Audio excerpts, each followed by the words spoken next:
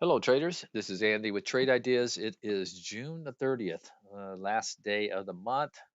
Looks like we're seeing a little window dressing, getting a nice, healthy gap up in the averages right now. You can see the SPYs gapping up all the way to this 140, 155 level.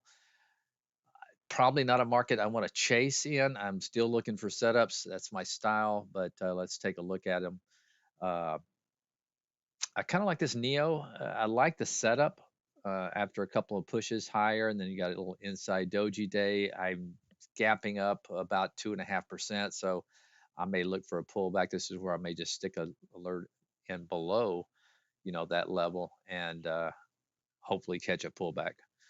STLD, I've been mentioning this now for a couple of days, and it's probably one that's a little bit too extended with 5 green bars in a row. I'm already in this one, but one to keep an eye on for the future because it does look like that steel sector has been turning around.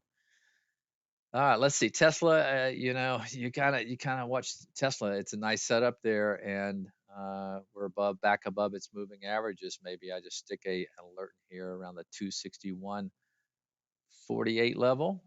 See if we can break out of that range there and move higher. Let's see PGTI on the watch list. Only because it's about to break off to an all-time high. Rather have caught it yesterday, but still, it could be an all-time high there once it breaks above that 29.20 level.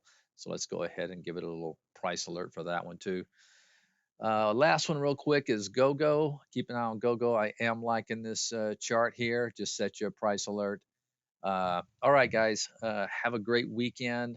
Great 4th of July. If I don't talk to you, talk to you next week. Bye bye.